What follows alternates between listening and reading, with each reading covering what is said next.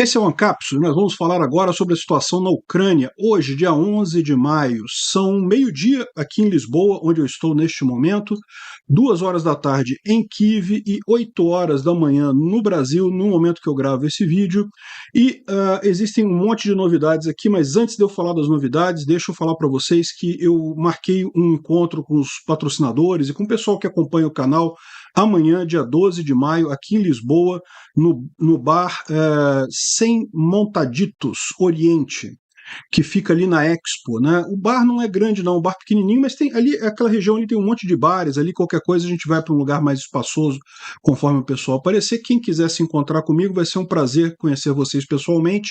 É só aparecer lá amanhã, 19 horas. Eu devo ficar entre 19 e 21 horas, umas 2 horinhas ali, bebendo uma cervejinha, comendo um petisco. Cada um paga a sua parte do que for consumido. Enfim, quem quiser ir, fiquem à vontade, né? E falando sobre a situação aqui na Ucrânia, parece que o breakthrough ucraniano lá em Bakhmut está seguindo com muita força.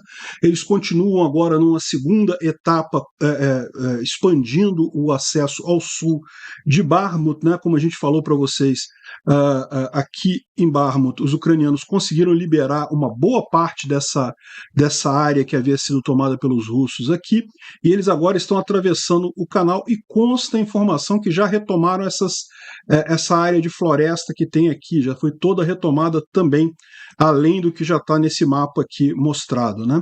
E isso daqui é uma coisa muito importante porque dá a impressão de que realmente é um movimento de pinça que vem por aqui e por outro lado aqui do norte também, né? E o mais significativo do que vem acontecendo são justamente o relato das pessoas, dos russos ali, porque o que parece estar acontecendo é uma grande desunião entre as forças russas ali. Grupo Wagner brigando com os outros grupos da Gazprom, o pessoal brigando com o exército russo, ninguém se entende direito. Parece que o problema não é falta de munição, como dizia o Prigozhin. O problema ali é realmente falta de capacidade. O pessoal tentou tomar Bakhmut, não conseguiu, e o Prigozhin inventou essa de falta de munição para justificar não conseguir tomar a cidade e também o número enorme de mortos que teve entre as tropas russas por ali. O Zelensky falou que a contraofensiva ucraniana ainda vai levar algum tempo, não vai ser por agora, tá? Segundo ele, algumas armas ainda estão chegando, armas que são cruciais para o sucesso dessa contraofensiva. É uma coisa que eu entendo, ou seja, no meu ânimo, eu gostaria que a contraofensiva fosse o mais rápido possível, mas como eu disse para vocês, para a gente que está aqui de fora é muito fácil falar isso, né? Para tomar a decisão lá dentro, arriscando a vida de milhares de pessoas e uma ação decisiva dessa, que de fato pode determinar o futuro da própria Ucrânia, né?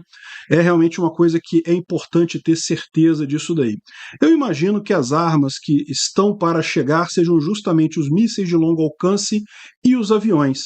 Isso ainda está para chegar e isso faz muita falta nessa contraofensiva. Então eu não vejo problema nenhum. Parece que em Bakhmut realmente o que está acontecendo ali é um contra-ataque localizado naquela região que de qualquer forma já é bastante positivo, né? Apenas liberar esse ganho que os russos tiveram ali já é algo bastante positivo para os ucranianos.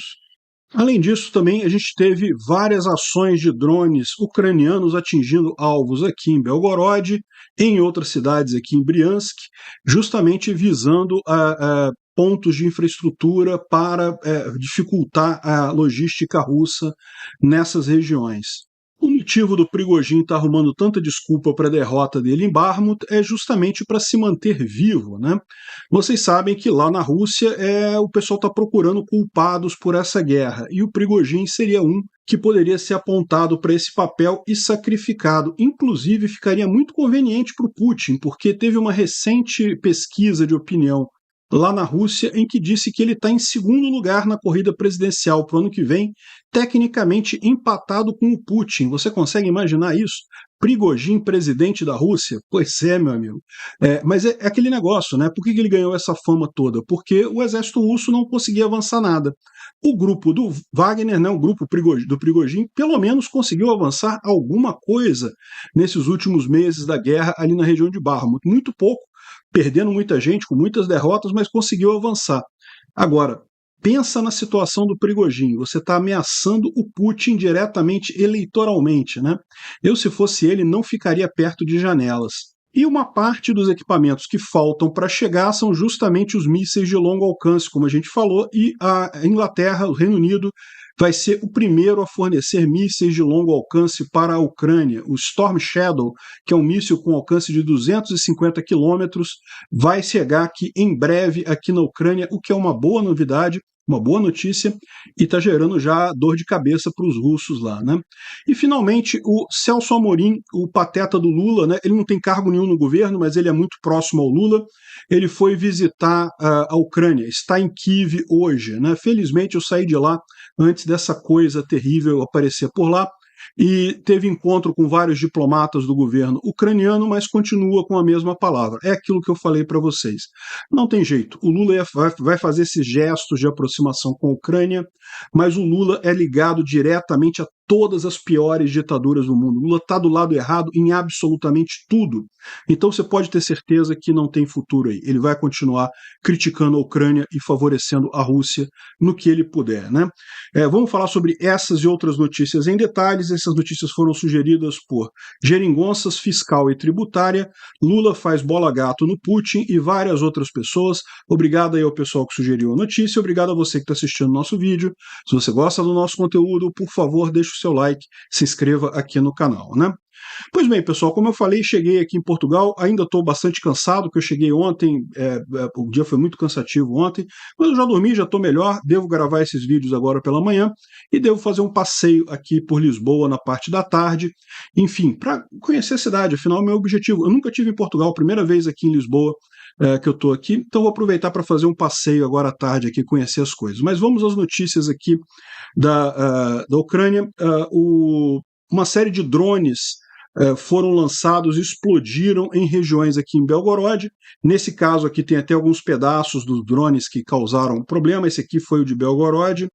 Agora teve esses outros dois aqui que a gente não tem fotos, tem apenas o relato de 2 drones que teriam atingido aqui a região de Briansk, também unidades aqui de infraestrutura, né?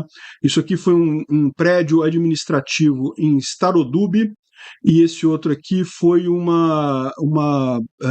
depósito de óleo da Rosneft, aqui também em Briansk, né? Então, ou seja, aquela campanha dos ucranianos de atingir depósitos de óleo, coisas de logística russa, continuam. É lógico, a gente viu uma diminuição da temperatura das coisas depois da passagem do 9 de maio, mas a estratégia continua, né? E o lado triste foi essa entrevista do Zelensky aqui falando com a BBC, dizendo que a Ucrânia precisa de mais tempo para preparar para a contraofensiva. E alguma parte, uma parte muito necessária da ajuda militar não chegou ainda, né?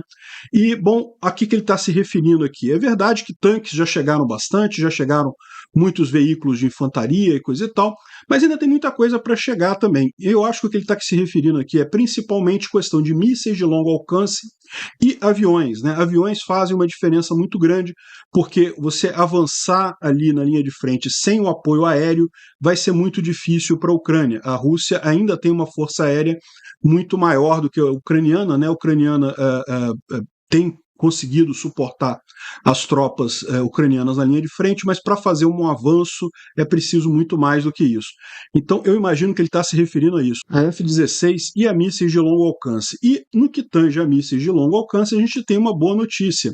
O Reino Unido já entregou o Storm Shadow, que é os mísseis de 250 km de alcance, podem ir até mais do que isso, eles são mísseis lançados de aviões. Então, é bacana, uma coisa bem interessante isso daqui. Parece que já chegou, já está na Ucrânia esses mísseis de mais longo alcance, né? Como é que vai ser a adaptação disso nos aviões ucranianos e coisa e tal? Isso leva alguns dias ainda, mas já estão lá. E é muito importante você notar aqui como é que fica o alcance desses mísseis, né? Dá para ver que toda a área de Sevastopol aqui, por exemplo, fica sob o alcance desses mísseis. Praticamente toda a Crimeia, com exceção realmente aqui da parte sul, toda ela fica já no alcance desses mísseis. E lembrando, isso daqui é o alcance de 250 quilômetros. Se forçar a barra um pouquinho, dá para chegar um pouquinho mais, né? Enfim, a ponte da Crimeia, inclusive, está bem no limite aqui, ó, já dá para fazer uma brincadeira com a ponte da Crimeia aqui, né? Luhansk, que é uma outra grande cidade ucraniana, né, que está tomada pelos russos já há bastante tempo e que está sendo usado como um ponto logístico muito forte aqui, muito importante para os russos aqui, ela passa a estar ao alcance dos mísseis ucranianos. Isso faz uma diferença enorme no final das contas. Então é isso daí. Vamos aguardar que pelo menos os mísseis já chegaram. Se vão chegar os aviões ainda, a gente não sabe, né? O pessoal está falando aqui, parece que os russos já estão chateadíssimos com isso, já emitiram nota e coisa e tal. Pode esperar que o Solovyov, que é aquele propagandista russo que fala na televisão deles lá, rapidinho vai ameaçar de novo destruir a Inglaterra com bomba atômica, aquela papagaiada toda que a gente já está acostumado a ouvir várias vezes, né? Enfim, pode ter certeza que vão chiar muito, porque é só isso que eles podem fazer, não podem fazer nada além de reclamar, né? Agora, bom, vamos falar sobre a situação lá em Bakhmut, né? Como a gente viu, a questão da contraofensiva está aí, as coisas estão caminhando, as coisas estão acontecendo. Aliás, uma coisa que não dá para saber também, se essa fala do Zelensky não foi uma espécie de enganação, dizer assim, não vai ser agora não, coisa e tal, fica tranquilo, não vai ser agora não, para pegar os russos de surpresa, né? Não sabemos. Mas o fato é, o que está acontecendo ali em Bakhmut é sim uma briga bastante interessante. E principalmente a gente tem um aviso aqui da voluntária russa Anastasia Kashevarova, que está falando o que está acontecendo lá, a briga entre as várias unidades ali, né? Eu não vou ler todo a thread dela, ela explicou aqui um monte de coisa, contou um monte de situação e coisa e tal, que aconteceu, mas basicamente o que ela está dizendo aqui é uma grande falha de comunicação. Existe uma briga entre o grupo Wagner e o exército tradicional russo, a gente já está acompanhando essa briga há bastante tempo, então o que está acontecendo ali, essas tensões elevadíssimas, os ucranianos conseguindo avançar, os russos acabam ficando sem saber o que fazer, né? Segundo eles dizem aqui, parece que o grupo Wagner foi tirado de algumas posições, aí o pessoal da 72ª Brigada não sabia disso, aí contava com Wagner ali, e foram surpreendidos pelos ucranianos também, ou seja, no final das contas, uma grande confusão, que é o que está ocasionando a perda de territórios aqui em Bakhmut pelos russos, né? Os ucranianos têm conseguido avançar bastante coisa aqui, e essa área de floresta aqui também parece que já foi retomada pelos ucranianos nos últimos movimentos aí. Realmente bem interessante saber o porquê dessa derrota russa. A questão toda é um problema que a gente vem apontando desde o início dessa guerra, que é os russos não se prepararam para a guerra, eles não tinham um comando unificado. Eles foram nessa guerra com a ideia de que não, vai ser fácil, a gente não precisa se preocupar com isso, vai ser facinho, a Ucrânia vai cair fácil, e aí tá aí a merda que eles se meteram, né? Aqui, ó, devido a restrições em pessoal, o grupo Wagner foi forçado a entregar os flancos para os militares, para o ministro da Defesa. E existe um grande risco do grupo Wagner ser sufocado, ser cercado em Bakhmut como resultado de falha nos flancos. Os flancos já estão caindo e colapsando. Ou seja, isso aqui ela está traduzindo o que veio no Telegram russo, né? Ou seja, realmente parece que a ideia aqui vai ser justamente essa, né? O grupo Wagner está aqui, os ucranianos estão avançando pelos flancos aqui, daqui e de norte também, e em tese podem em algum momento isolar o pessoal do grupo Wagner aqui. Vai ser divertidíssimo ver isso acontecer. E a Ucrânia esclareceu um ponto que eu já tinha falado aqui, né? Ela diz que não há falta de munição do grupo Wagner, os mercenários estão desesperados e alegam falta de munição como uma desculpa para esconder as altas causalidades, ou seja, o grande número de mortos do grupo Wagner, e também o fato deles não conseguirem tomar a cidade até o dia 9 de maio. É o que eu falei para vocês desde o início. Isso foi a desculpa que o Prigozhin arrumou para poder dizer que não conseguiu ganhar lá em Bakhmut, para poder justificar a derrota, então é falta de munição. Mas não é o caso, não. O grupo Wagner recebe bastante munição, até mais do que o resto do exército russo, né? Então estão falando aqui que o bombardeio constante que eles recebem, que os ucranianos recebem ali, é evidência de que não tem nenhuma falta de armas, não. O inimigo está tentando fazer esses ataques 24/7, né? Eles não falta nenhuma arma para eles ali em Bakhmut. Eu acho que é até o contrário. A intensidade do bombardeio só tem crescido de um tempo para cá. Quem disse isso foi o comandante Ihor Shepetin, que é numa entrevista que ele deu, um comandante ucraniano, uma entrevista que ele deu para a CNN Internacional. E ele falando aqui que não acredita que o objetivo do Prigozhin seja enganar os ucranianos, forçar os ucranianos a avançar. Não, não é isso. O problema dele é justamente justificar a derrota frente aos russos, né?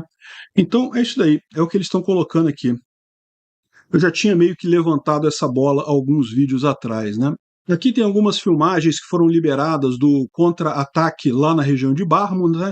Então dá para ver aqui um monte de ucranianos aqui desmontando de um veículo de infantaria e já engajando imediatamente com os russos ali na região. Dá para ver, não dá para ver muita coisa. O cara teve preocupação de não, bom, o cara está na guerra, né? Não tem muito como fazer uma filmagem de primeira qualidade, mas realmente muito bacana o avanço aqui da contraofensiva ou do contra-ataque ucraniano naquela região, né? Aqui tem um outro vídeo também do pessoal capturando os russos aqui, né? Que são prisioneiros de guerra russos, já capturados pelos ucranianos. O Tendar traz aqui as informações sobre esse avanço ucraniano aqui na parte sul de Bakhmut, né, justamente onde eles avançaram. Aqui, basicamente, essa região aqui que tem o canal, aqui toda essa parte para oeste do canal foi já tomada pelos ucranianos. E os russos que estavam ainda nessa floresta aqui também, a gente vai ver mais adiante, eles também já foram retirados daqui, já abandonaram essa posição, né? Os próprios russos estão falando aqui numa descrição de como é que está a situação lá em Bakhmut, eles falando que no noroeste da cidade os russos continuam avançando devagarzinho nas estradas, ou seja, que dentro da cidade os russos continuam avançando alguns quarteirões aqui, os russos continuam avançando aqui, muito pouquinho, mas continuam avançando, né? Eles falaram ainda sobre aqui a situação ao redor da cidade, e aí que está o problema. Unidades do 9º Regimento de Infantaria Motorizada das Forças Armadas Russas deixaram a região da floresta e a área fortificada, retraindo ao norte para uma profundidade de 600 metros. E, de novo, reabrindo a comunicação com Chassivyar. A rota entre Chassivyar e Bakhmut foi reaberta, né? Como resultado do contra-ataque das Forças Armadas Ucranianas, esse pessoal também perdeu uma seção de até 650 metros na área de Bogdanovka. Então aqui o que eles estão falando é justamente essa área de floresta aqui que foi abandonada, ou seja, os ucranianos retomaram até a linha do canal, os russos que estavam nessa região aqui ficaram apertados, porque também teve avanço aqui de Ivanivsky.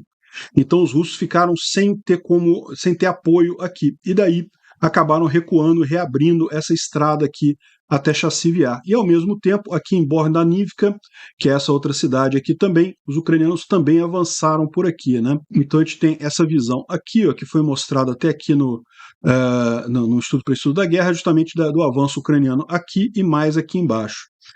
Quem falou sobre isso também foi o canal Reporting from Ukraine, que trouxe aqui uma informação bem interessante de como é que está acontecendo essa contraofensiva, e eles mostrando que justamente a ideia dos ucranianos foi pegar uma pequena parte aqui da linha russa, destruir essa pequena parte e a partir daí atacando os flancos aqui, ó, porque o que está acontecendo com os russos nessa região aqui? Eles têm uma fronteira enorme para defender, então eles não têm uma grande concentração de tropa. Se você fura essa linha de frente que está unificada e chega, né, consegue atacar as tropas pelos lados, eles já não conseguem se defender. Então com isso que eles conseguiram abrir essa enorme parte aqui, isso é efetivamente um colapso da linha de frente. E, segundo eles estão dizendo aqui, isso começou nessa parte norte aqui, mas já tomou várias outras partes aqui, toda a área a oeste do canal já está, se não nas mãos dos ucranianos, muito perto disso. E a ideia dos ucranianos agora é justamente atravessar o canal para atingir essas outras áreas aqui, né? Porque dessa forma aqui você justamente libera o acesso a T-0504 aqui, passando aqui. Os russos ainda têm partes deles ainda nessa floresta, aqui mostrava nesse vídeo, mas como a gente viu, essa floresta já foi abandonada pelos russos também aqui, né? E teve também o contra-ataque aqui na região norte, abrindo mais esse flanco aqui. Ou seja, a gente continua realmente com um avanço em dois lados aqui dos ucranianos. Enquanto em Bakhmut a situação está mais ou menos parada, muito pouco avanço, dos outros lados a situação está melhorando. Aqui, ó, e o Paystyle One lançou aqui um vídeo dizendo que, olha só, eu acho que os russos perderam mais posições novas, mostrando aqui um soldado ucraniano perto de uma trincheira, de uma antiga trincheira russa, né?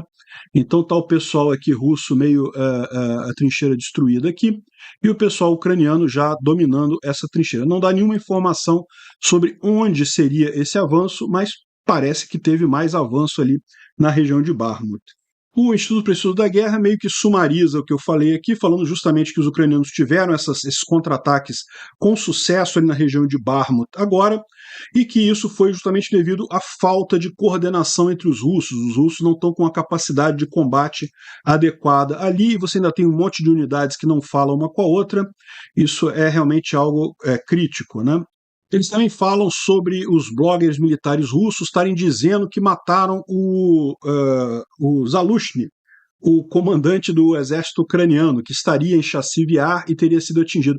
Vocês lembram que um repórter da AFP morreu ali em Chassiv-Yar? A gente falou que foi atingido um centro de comando, mas que a única fatalidade foi ele, né? Teve pessoas feridas, mas fatalidade foi só o repórter da AFP, né? Mas lógico que os russos iriam usar isso para propaganda, né? Estão tentando inventar uma história aqui, mas que na verdade não aconteceu. Bom, olha só que curioso, a Polônia resolveu chamar novamente Kaliningrado de Królewik, que é o nome ancestral dela, né? A gente falou outro dia que parece que Kaliningrado tem um movimento separatista aqui em Kaliningrado, né?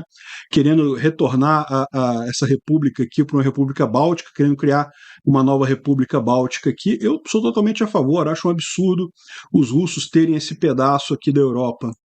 Ontem chamou atenção também um discurso do Peskov falando que não, que a Rússia está indo devagar na guerra porque ela está tomando cuidado para não atingir civis e coisa e tal. De novo com esse papo, porque eles falavam isso no início da guerra, aí vieram com o papo de destruir a infraestrutura dos civis, atingir prédios de civis, causar dor. Onde que isso é ir devagar com a guerra? Eles estão indo devagar com a guerra porque eles não estão conseguindo avançar. Se eles conseguissem, eles iriam avançar. Não tem nada de cuidado com o civil, infelizmente. Eu esperava que tivesse, seria uma coisa humana de se esperar numa guerra, mas é a última preocupação dos russos, é isso. E chega a ser engraçado, porque ficava até os russos lá torcendo para a Ucrânia congelar no inverno, achando que a Ucrânia ia congelar, porque eles destruíram as centrais elétricas e coisa e tal, e não sei o que lá. Acabou que a Ucrânia não congelou, está muito bem, obrigado. E essa desculpa de dizer que estão tomando cuidado, estão indo devagar porque estão tomando cuidado, é só uma desculpa mesmo no final das contas, né? Agora, aquela coisa toda do Prigozhin tá chorando munição e coisa e tal, porque esse seria o problema, que eles não conseguiram tomar Bakhmut, coisa e tal. Tem um outro caso aqui que eu diria que é preocupante, porque olha só, a televisão russa fez uma pesquisa de opinião sobre os candidatos para a eleição da Rússia, né? Ano que vem tem eleição na Rússia, né? E olha só que coisa, o Prigozhin ficou em segundo lugar, empatado numericamente, quer dizer, numericamente não, mas empatado na margem de erro com o Putin aqui. Ó. O Putin está com 42,5% das intenções de voto, o Prigozhin com 39,7%. Ou seja, o Prigozhin está politicamente ameaçando o Putin, né? Que coisa isso, bicho. Realmente, eu tenho que confessar para vocês que a minha crença no povo russo decaiu um pouco com isso. Porque os caras, tudo bem, não gostar do Putin, eu espero que ninguém deveria gostar do Putin, mas ao invés do Putin, você escolheu o Prigozhin, que é um cara ainda mais violento, ainda mais maluco, né? Realmente me parece um absurdo isso. Mas enfim, o grande problema dessa história aqui é justamente que as pessoas que ameaçam Putin politicamente não costumam ter uma sobrevida muito grande, né? O pessoal já está recomendando aqui que o Prigozhin não deveria ficar perto de janelas e evitar tomar chá lá em Moscou, né? E realmente a história é essa. Agora, eu tenho que lembrar vocês também que o Prigozhin é muito próximo ao Putin, tá? Então, assim, não seria de todo estranho ele estar fazendo essa jogada justamente para em acordo com o Putin, porque ele pode simplesmente não se candidatar, né? E com isso ele está tomando o protagonismo das outras pessoas que aparecem aqui, que tem um monte de gente. Tem um outro rapaz aqui que eu não sei quem é, que está com 15%, e o resto todo mundo é nível João Moedo de voto, né? 0 ponto alguma coisa por cento. Então é isso daí, o Prigozhin tem que tomar cuidado. Bom, uma coisa curiosa, né? O pessoal perguntou para o Zelensky, na verdade perguntou para o Kuleba, né, que é o ministro das Relações Exteriores da Ucrânia, por que a Rússia não ataca o trem que está indo com o Zelensky, né? O Zelensky volta e meia está saindo da Ucrânia e voltando, e para isso ele pega o mesmo trem que eu peguei ali, é o caminho mais comum ir até Varsóvia, né? Esse trem que passa ali. E, bom, o trilho do trem, você sabe onde é, você sabe o horário do trem, o horário é mais ou menos certo também. Então, por que simplesmente a Rússia não ataca o trem que está com o Zelensky, né? E eles falam que, na verdade, o pessoal do serviço secreto ucraniano faz um bocado de trabalho para garantir que isso não ocorra. Ou seja, eles devem ter os truques deles lá para conseguir esconder o horário específico em que o Zelensky está passeando de trem por lá, ou está saindo, ou está entrando na Ucrânia nesse período, né? Porque você sabe mais ou menos quando é, né? Ele teve agora na Holanda e na volta para a Ucrânia não tem alternativa, ele tem que descer ali em Varsóvia e pegar o trem também até Kiev. Tem a outra alternativa de ir por Lviv também, que foi quando eu saí da Ucrânia, eu saí por Lviv. Também é a mesma coisa, a vantagem ali é que é menorzinho o trecho, né? Você sai da Polônia, em poucos quilômetros você está na Ucrânia. É só mesmo o tempo de passar os entraves burocráticos ali de fronteira e coisa e tal, e você chega lá em Lviv. Mas, enfim, o pessoal diz que toma um bocado de trabalho para evitar que o Zelensky seja atingido. E a verdade é a seguinte: se os russos tivessem capacidade de matar o Zelensky, você pode ter certeza que eles já teriam feito isso. Não porque isso faria uma grande diferença na Ucrânia, de dizer que a Ucrânia vai se desorganizar sem o Zelensky. Não, não é isso. A questão toda é que, matando o Zelensky, eles poderiam alegar uma vitória. E os russos precisam muito de uma vitória nessa guerra, né? Eles não conseguem ganhar praticamente nada. E, bom, por falar em Zelensky, um discurso do Zelensky foi publicado em várias cidades russas, na rádio, através de hackers, né? Vamos ouvir um pouquinho aqui.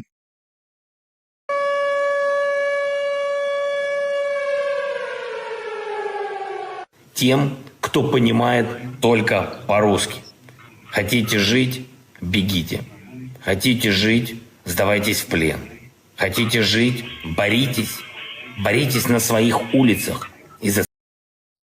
Né, ouviram o discurso do Zelensky? Isso aqui foi tocado em rádios lá na Rússia, através de os hackers conseguiram fazer isso, né? Botaram uma sirene de ataque aéreo e depois falaram aquele discurso do Zelensky de que sem não sei o que ou sem você, sem você, sem energia elétrica ou sem você, sem água ou sem você, ou seja, ele fala, esse discurso ficou histórico do Zelensky, né? E ele estava tocando para o pessoal aqui, muito bom.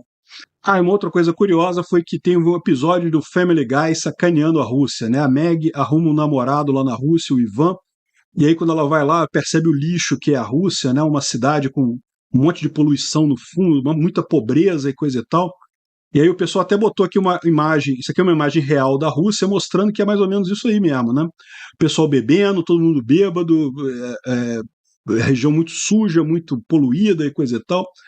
Aí todo mundo bêbado na Rússia, um bêbado brigando com outro bêbado. Eu não posso tocar o vídeo aqui por questão de copyright, mas aí ela mostra lá como é que fala sobre um monte de coisa da Rússia, vodka, fala sobre ela passeando lá na Rússia, coisa e tal, e enfim, todo mundo bêbado, todo mundo brigando e coisa e tal, explosões e enfim, é típico da Rússia, né? E a Rússia não gostou. Parece que a Duma, né, que é a Câmara dos Deputados lá, está querendo banir esse episódio na Rússia sobre a cidade de Chelyabinsk. E, enfim, olha, eu acho uma besteira isso. Quanto mais esse pessoal fala... Teve uma época que teve um episódio do Simpsons sacaneando o Brasil, e o pessoal aqui do Brasil ficou em polvorosa. Não, que não pode sacanear o Brasil. Gente, para com isso, pô. Eles sacaneiam todo mundo, pô. É pra sacanear mesmo, né? Enfim, não vejo problema nenhum nisso daí, né? E a Rússia não deveria ver também, mas está na cara que o pessoal lá tá com sentimentos machucados por conta disso, né? E bom, eu adoraria terminar esse vídeo numa pauta de humor, como o caso da Meg Simpson, da Meg da família Family Guy lá, né, família da pesada, mas eu tenho uma notícia ruim, né? O Celso Amorim foi lá fazer turismo em Kiev. Felizmente, quando ele chegou lá, eu já tinha vindo embora, né? Ele ficou lá no dia 10, pegou o trenzinho lá, provavelmente o mesmo trem que eu peguei para chegar lá. E que pena, né? Bem que os russos poderiam atingir esse trem, né? O Celso Amorim, vocês sabem, não é ninguém no governo brasileiro, é só um assessor do Lula lá, e muito ligado ao Lula, e já veio com uma patetagem de, não, porque a Ucrânia e a Rússia têm que concluir que o custo da guerra é maior do que o das concessões. Cara, a Ucrânia não quer guerra. A Ucrânia não quer nenhuma. Quem quer guerra é a Rússia. É a Rússia que tem que ver um preço grande nessa guerra para ela não continuar a guerra. Se a Rússia sair da Ucrânia, sair do território ocupado, acabou, não tem mais guerra, não tem mais nada. Que papo é esse de ambos os lados ao mesmo tempo tem que concluir que o custo da guerra é maior? Olha a barbaridade que ele está falando, né? O cara é um pateta completo. Ele foi lá em Kiev só para cumprir tabela, a gente sabe disso. Ele foi lá só para dizer que está fazendo, que o Brasil está se aproximando dos dois lados, mas não está. Eu já falei para vocês, esquece isso. O Lula vai beijar o pau do Putin o tempo todo, vai lamber as bolas do Putin, até o Putin gozar na cara do Lula. E não tem jeito. Isso aqui é só faz de conta disso daí, né? E eu gostei da resposta que um assessor do Zelensky deu ao Celso Amorim, né?